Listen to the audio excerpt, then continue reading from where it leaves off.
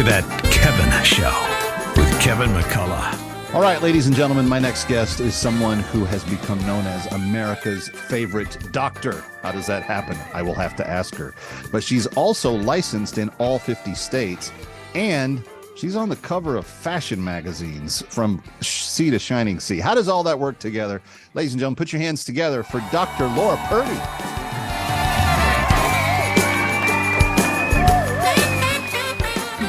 Hi, everybody. Thanks for having me today. That was a lovely introduction. You like that? Well, you are a fascinating person with a lot of very interesting kind of irons in the fire, as they say. You're also a veteran of the United States, if my sources confirm properly. Can confirm. Yes, I was in the Army as a physician for 14 years. I got out in 2021. So you must have entered when you were, what, 12? I mean... This is a little bit. You know, it was right around the second grade, and it just went right in. It was a, kind of a early entry program. Well, so we've already laid the foundation for a great conversation, but thank you for being with us. You have been a real strong proponent, advocate even, for something called telemedicine. And before COVID occurred, it was already kind of on a kind of an upward arch for at least a good decade prior to that, but it was rolled out in bits and pieces. You could do something over the phone, and then they had, this thing called video chat where you could actually, the doctor and you could see each other face to face, but the resolutions weren't that good. But now we've got computers and cameras and stuff in our lives, even phones with cameras in our pockets that have really clear HD display. How much medicine, Laura Purdy, do you think can be moved to the virtual reality space? As much as possible. What I tell people is we'll never be able to replace everything that we do in the doctor's office or the hospital or the clinic with virtual care. But what I would like to see, I would really love to see it follow the banking industry. Very rarely do we have to go inside of a bank, right? And so I would love to see where we funnel off as much as possible that we can into the virtual space to leave room for the things that absolutely must be done in person to be done in person. I have the four main Fox News medical all-stars on my show regularly: Dr. Siegel, Nashawat, McCary, and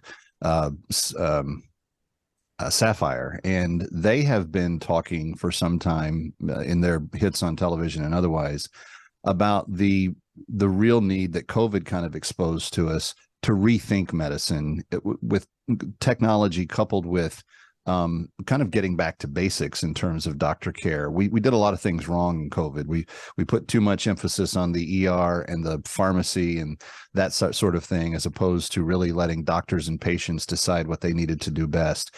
Your idea of telehealth actually moves the doctor back closer into the patient's life, does it not? 1000%. And what I tell people is right now, who gets to legally define what is a doctor-patient relationship is regulators and lawmakers. But as a person who, I've had countless at this point number of virtual health patients. It's all that I do.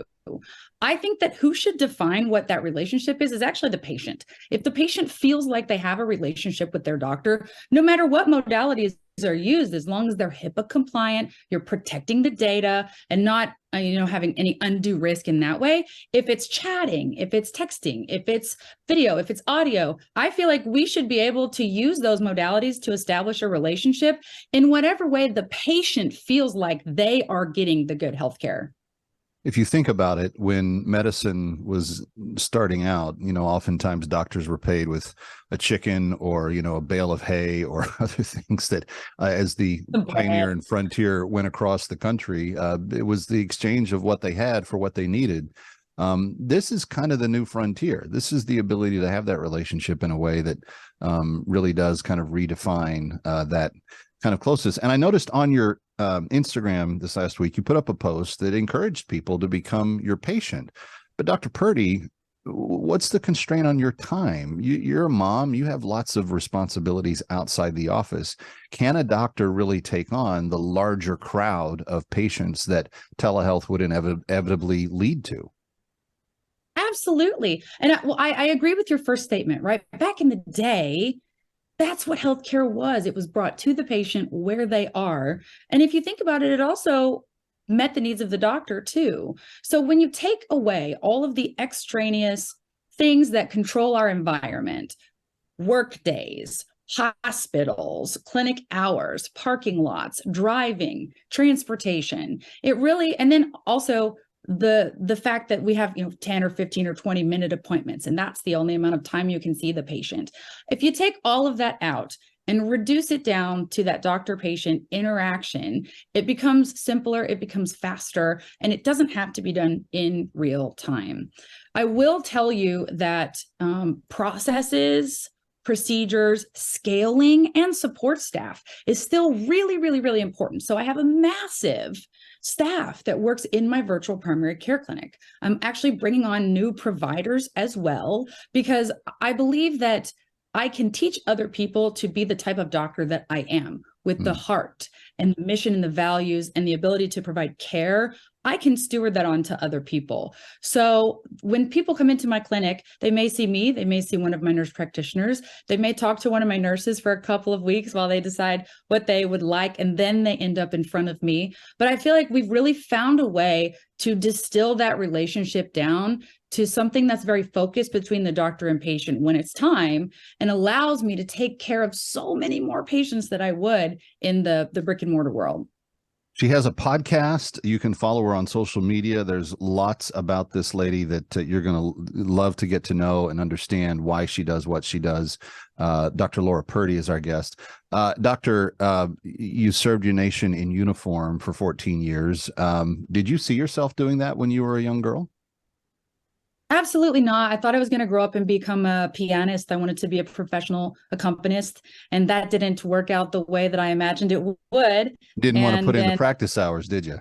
Actually, you know what? I did, but I was too nice. I'm not competitive, which is shocking. I know. I'm not competitive, and professional music, at least at that time, was very competitive. No, it still is. Yes, indeed. I don't have a competitive nature to me at all, really. And so my father suggested to me that I go into healthcare. A little bit of trial and error later, I landed on becoming a physician.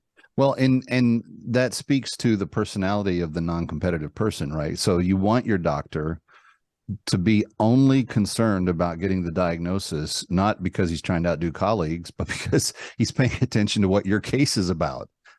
There's so much wrong with our healthcare system. And I think in a lot of instances, the attitude, the heart, the mentality, and for the lack of a better term, the customer service that we receive from physicians, but even other clinicians as well, nurse practitioners, PAs, anyone who interfaces with patients, the customer service level is not where it should be. I think we have very low standards of behavior. And I think we really need to raise the bar, and being not competitive and having love and care for our patients, but not at the expense of our patients, is a step in that direction. Friends, normally we do this a little bit backwards. Normally we do the get to know part of the interview, and then we do the issue that they're passionate about. We've started with Dr. Purdy's most passionate issue. When we come back from this break, we're going to get to know her a little bit more. Stay here. Ready or not, we'll be right back. That Kevin